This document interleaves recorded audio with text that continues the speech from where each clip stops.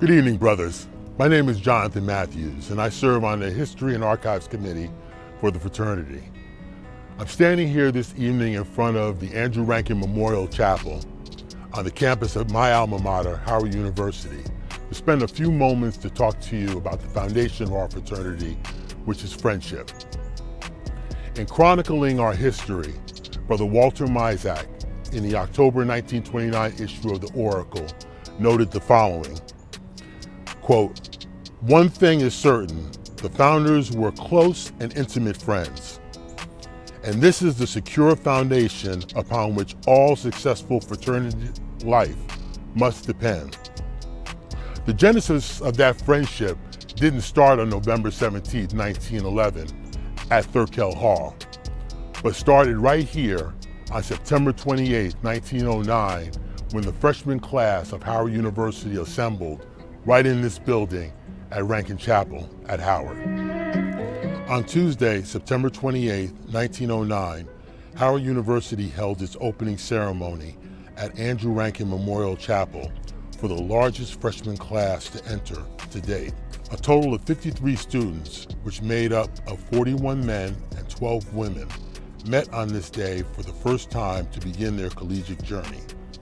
Little did they know that this freshman class would be historic in the annals of Black Greek letter history, as its members would give birth to Kappa Alpha Psi Fraternity, Delta Sigma Theta Sorority, and our beloved fraternity, Omega Psi Phi.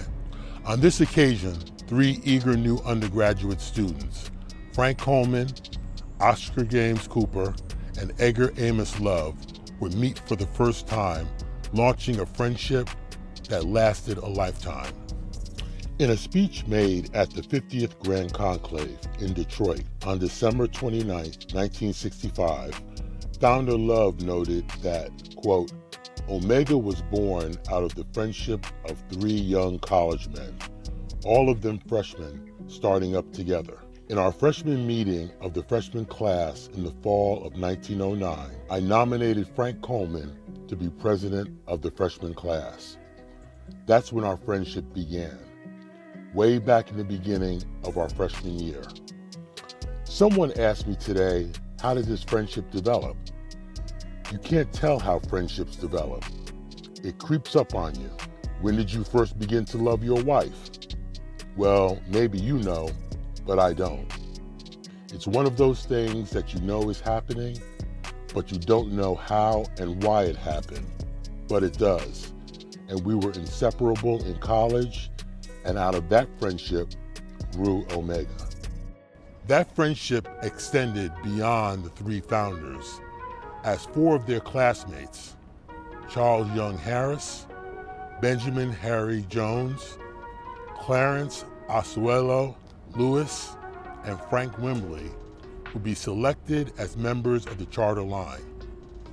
Another four classmates, James Raymond Johnson, John Ove Catlin, William Marshall Winthrop, and James Irving Minor, would also be initiated into the fraternity in 1912 and 1913.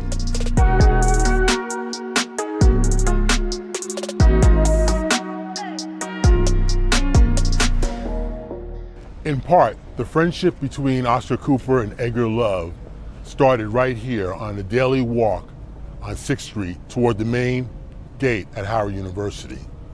Cooper, who lived about 15 minutes from here, made this walk to Howard for class, passing right by this location where Edgar Love lived. In a 1959 biography of Cooper, written initially for the Gill History book by Brother William C. Jason Jr., he notes that, quote, "Casually at first, and then with a frequency that became habitual, Oscar J. Cooper was joined by day student, classmate Edgar A. Love on his walks to school. Cooper's accustomed way to the 6th Street campus gate passed the house where Edgar A. Love lived. Equally clear in vision, strong in conviction, and determined in purpose, this association ripened into a friendship that had no secrets."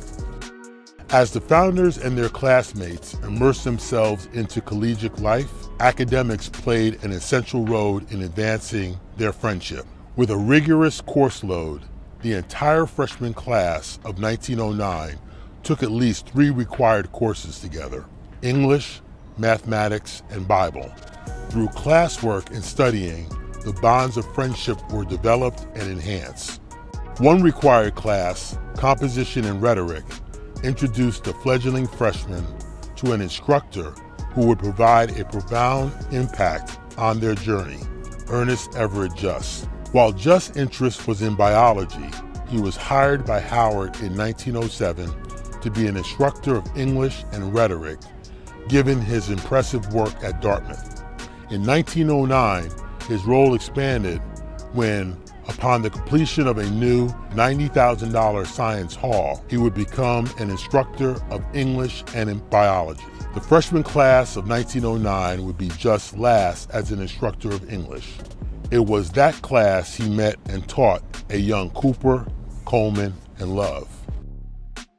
Ernest Everett Just's influence would extend beyond the classroom. Before Just attended Dartmouth, while at Kimball Union Academy, he studied the classics and was a great orator, winning a class prize his senior year for speaking and becoming vice president of the Oratory Club, the Philadelphia Society. He also secured a small role in the school production of Oliver Goldsmith's 1773 play, She Stoops to Conquer. These experiences would follow him right here at Howard University. In late 1909, Just convinced a group of freshmen to launch a drama club in which he became their faculty advisor. On April 16, 1909, the Howard University Dramatics Club gave its first performance at the Rankin Chapel. It performed the play remarkably familiar to Just, Oliver Goldsmith's 1773 play, She Stoops to Conquer. Over 15 students made up the cast and crew of this fledgling organization. Amongst these students were 4 freshmen who were friends: William Henry Pleasance, Clarence Albert Hayes, Moses T. Claiborne, and William Gilbert. 3 would be a part of Omega's charter line, and a 4th initiated in 1912. Due to academic obligations, Just left as advisor after the 1910 season. However, in the spring of 1911, a new cast emerged that featured several familiar faces. On Thursday and Friday, March 2nd and 3rd, 1911, the Howard University Dramatic Club performed Shakespeare's The Merry Wives of Windsor at the newly constructed Howard Theater. Included in the cast were friends and founders Oscar James Cooper, Edgar Amos Love.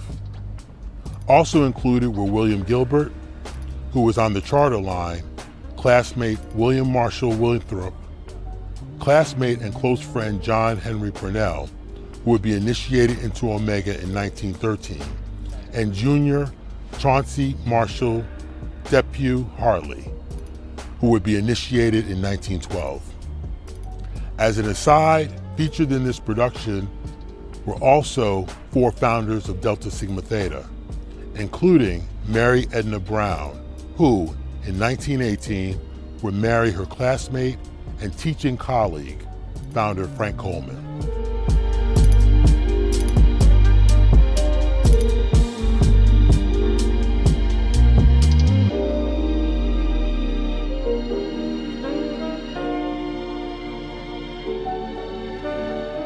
Through dramatics, friendships were fostered, developed, and advanced.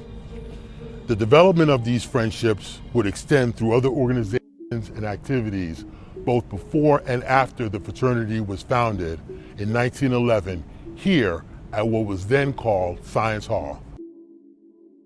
One such organization was the Kappa Sigma Debating Club. Several brothers of Omega were selected to be in this prestigious club. William Albert Love, charter member, was one of the first members of the debate club.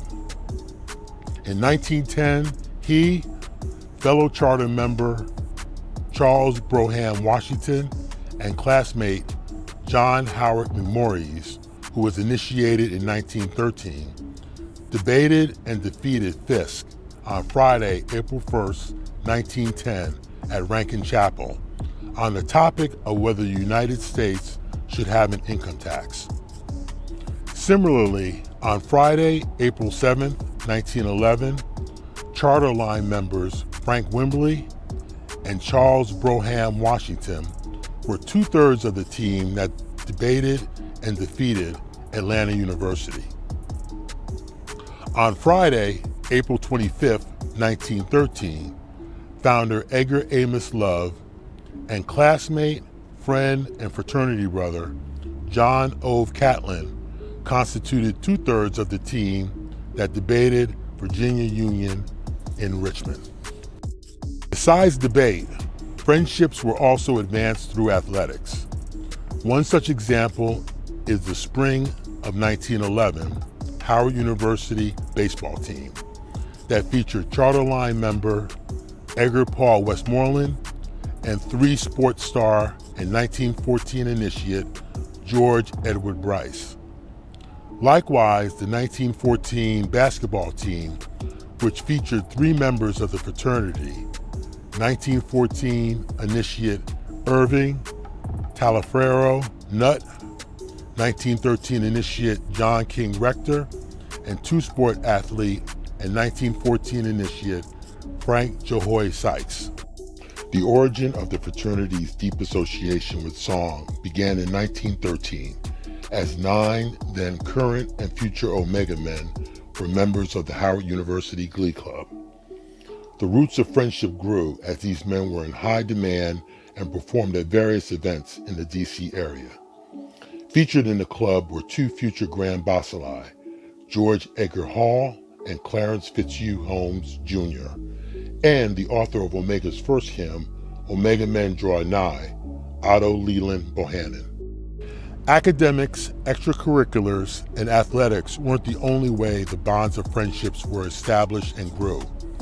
In the fall of 1912, the Brothers of Alpha Chapter began to look for their first fraternity house. Howard's male dorm, Clark Hall, could only hold about 25% of the male students. So most lived off campus, renting a room as a boarder or living at home, which all 3 of our founders did. In September 1912, Brothers answered an ad in the Evening Star newspaper on a 10-plus room house located at 1907 3rd Street Northwest, Washington, D.C., in the now historic district of LeDroit Park, just south of Howard's campus. In October 1912, the brothers secured rental of the property, making this Omega's first fraternity house. Charter Line member William Gilbert, who had just graduated from Howard in 1912 and accepted a position teaching mathematics at what is now Simmons College in Louisville, helped the cash-strapped brothers secure the house by sending them $25. The October 11, 1912 issue of the Howard University Journal listed for the first time the residents of the infant fraternity. Camaraderie and friendship flourished at the inaugural fraternity house, as Omega had a true home to hang its hat. On Friday evening, November 22, 1912, from 8 to 10:30 p.m., the brothers held a housewarming attended by over 150 guests, representing, quote, the elite of Washington society that were principally women and students of the university. In an article published in the December 6, 1912 issue of the Howard University Journal, the guests were thoroughly immersed as, quotes, the inmates of the house proved themselves to be excellent entertainers and good housekeepers. The rooms were nicely furnished and made to present a home-like appearance. Even the most critical visitors expressed admiration of the discretion used in furnishing the house, unquote. This included every room from, quote, the parlor to the mysterious goat room on the 3rd floor were thrown open to a wide welcome of visitors.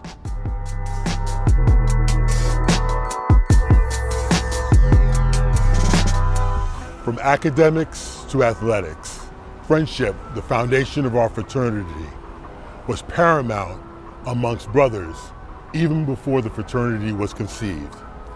Bishop Love said it best at the Founders Banquet during the 51st Grand Conclave in Detroit. He notes that, quote, "Friendship is at the basis of our organization, and I never want us to forget that." We hope you enjoyed this journey into friendship, brothers, during this, our 109th celebration. Happy Founders Day.